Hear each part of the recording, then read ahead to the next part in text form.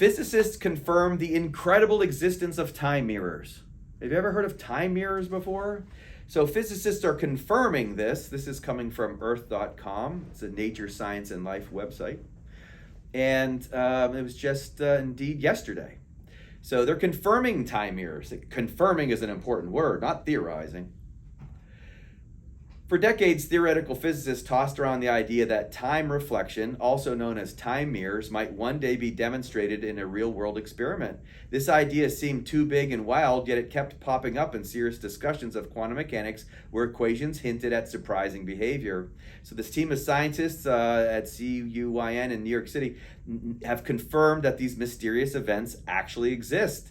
They pulled off a successful test by changing the properties of a device in a quick, uniform way so that signals reverse direction in time. This sort of time flip has been described as looking into a mirror and seeing the back of your head. Okay, that should make you chuckle.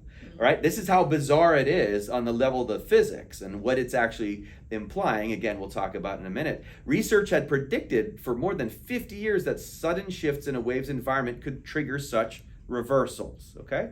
So a time mirror has this unique, and there's more, and if you want to look it up, please look it up, but I want to get to the implications of this.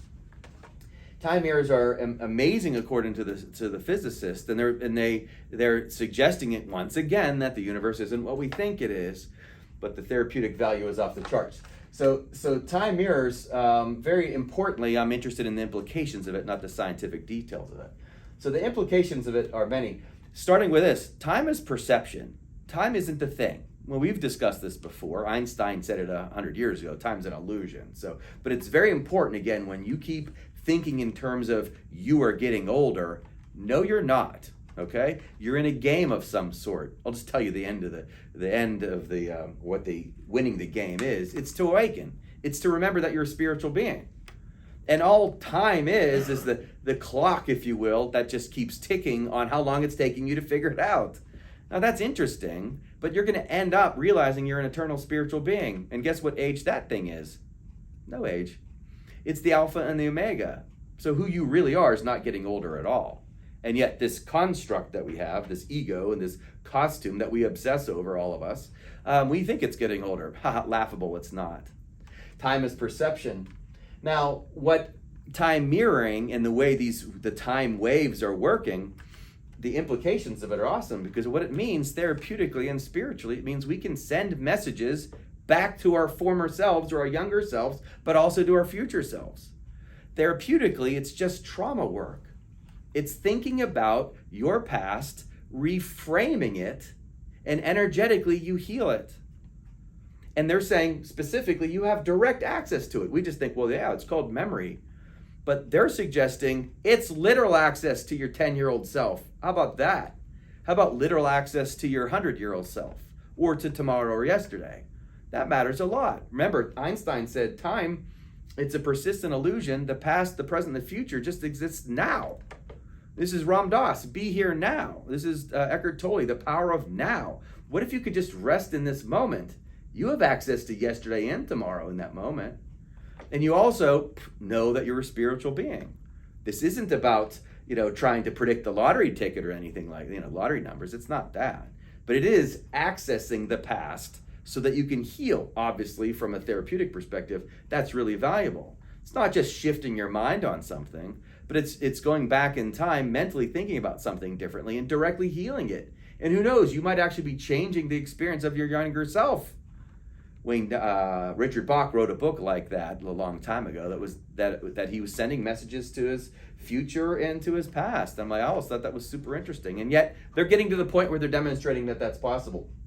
It's what I'm calling spiritual text messaging. Therapeutically speaking, I just did it the other day, it's extremely valuable when someone in a therapeutic process gets to the point where they remember a trauma, say from 10 years old, and then they don't know it's coming, but you do as a therapist. Then you say, well, what would you say to that 10-year-old self? It works every time when they're in the right space. I'm like, go ahead, offer a suggestion to your 10-year-old self who was hurting and no one was there to help at the time. What would you say? It usually gets quite emotional for obvious reasons. And guess what? Very healing.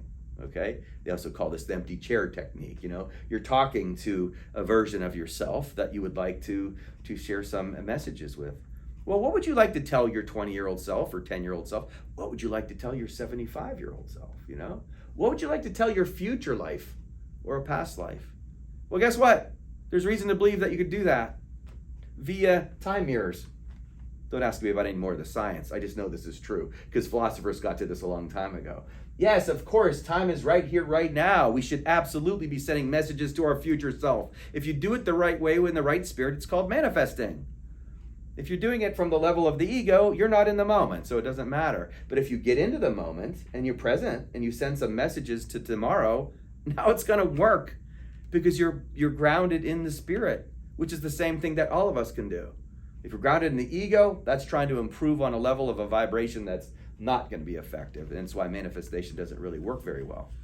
Manifestation works beautifully, though, if you can get into the moment and you're egoless as a result. This concept links wonderfully to another concept called recursion. Now, recursion, by definition, is a process that refers back to itself, okay? Things are recursive. It happens in mathematics all the time. It happens in physics. This time mirroring is also a recursive thing because time is moving forward and it's moving back. Now, what's supremely profound about this is recursiveness is how source experiences itself in form. Now, if you have a spiritual awareness of yourself, or if you don't, it doesn't matter because it's still happening. But recursiveness is the experience we're having of separating from who we really are, experiencing all these differences with each other, and then remembering that we're all one. That's recursive. It's also a guarantee. It's the Alpha and the Omega. If you ever hear that in the Bible, the Alpha and the Omega, the whole idea of it is the beginning and the end, guess what? They're going to be the same thing. We started out as one. Muhammad says this in the Quran. We started out as one, then we deferred later on. Well, here we are in the differing phase. But recursiveness is returning to the source because you go, aha, that's right. I'm the source of all this experience. We tend to call that God, okay? And that's the recursive process. But within recursion, each part contains a copy of the whole. Well, that's super interesting because that does mean love another as oneself because the other is yourself. They're playing the same recursive game. They're also using time mirrors. All of us came from the same source. We broke off into all these separate patterns. We're experiencing all this stuff we call ego, and what we're doing is arguing over it, right? I'm better than, you're better than. All the political stuff comes from this. It had to happen that way. And ain't no way of fixing it because it's supposed to be happening, and it is. The only thing you're supposed to be doing is remembering. And that's what time mirrors are for, okay? Ride that wave back into your own psyche. Can you go back? And I remember years ago, I have this video online, the Buddha in this something called Rigpa, talking about the core, the source of it all, isn't your mind. It isn't consciousness. It isn't even awareness. He says beyond those three things, mind, consciousness, awareness, is something called Rigpa, that source. And you can only find it in yourself by loving each other without exception, including your enemies, okay? And that's if you want to win the game. Big time stuff, right? So the one becomes many, we get separated, and then we reunite into the one. Now I'm going to save my favorite part for the end, but with this comes a couple cool concepts. Consciousness, as it looks outward, is moving forward. Consciousness, as it looks inward, is going backward, okay? And so we're having this in-out experience. And so time waves move forward and they move back. Well, why are so many teachings about moving inward? Why are we supposed to do that? Because how much time do we obsess on the forward aspect of things? We are out of balance, okay? We're so locked into what's going to happen next. And that's why we worry. And we're so interested in the next possession or the next experience and all of that. There's nothing wrong with that. It's just not balanced with the inward stuff. It's the self-reflection. Because what happens if we're just going outward? Imagine a dog running away from its chain. No, on its chain. And it keeps pulling and pulling and pulling. Right? It's just going to keep resisting. No, you got to stay within the bounds of what's possible. You should be moving forward, okay? But also let there be some slack in that chain. Keep going inside so you can stay connected to source. What if the chain breaks? Now the dog's going to keep running down the road away from its home. We're all tethered. Remember, the Buddha's son was named Rahula, which means tether. We're tethered to this earth, if you will, but we're also tethered to source. It can't be broken. They sometimes call that the silver cord. And if you're connected to that source, you want it snapped. You want to remember it. And all of us have this, okay? And so consciousness outward is moving forward, consciousness inward is moving backward, and this can all be likened to a spiral staircase, which I think is super neat. Hermes taught that our experience is a never-ending upward journey. It's very useful because none of us regress. The higher you go, the more intense it might feel, and like, oh, what's happened to me? I'm failing all over. No, you just leveled up. And so it's more difficult when you get higher in this game. But what is a spiral staircase? You keep revolving around the center. And yet there's movement. There's this kind of movement, left and right and up and all that. Nobody goes down though. And as you continue to do that, you're constantly centering while you're moving at the same time. That's the recursive nature and time mirrors at the same time. Beautiful, right? All of this leads to this wonderful concept that I came across in all this. It's, again, extremely therapeutic, but you'll see the whole idea of this is why spirituality is so valuable and why it's required and why God is love, okay? Because every memory that you revisit, every memory that you go into your own mind and revisit, and do so with love, light gets released. Revisit any experience you've ever had or any person or any adversity or any trauma that you have and do it with love, light gets released. What are we? We're light. Now you just took a step forward closer to your ultimate destiny because now you're becoming more light. That's what we are. In the beginning, let there be light. And God made the world out of light. Physics, everything is energy. It's all just light anyways. We're spiritual beings. Enlightenment, it means to bring light to. And so if you look at any adversity with love, any past experience with love, of course in the future you want to do it with love. Every time you do that, light is being released. Now what if you don't do that? What are you doing? Well, now it's restriction. In Kabbalah it's called tzimtzum, the restriction of the light.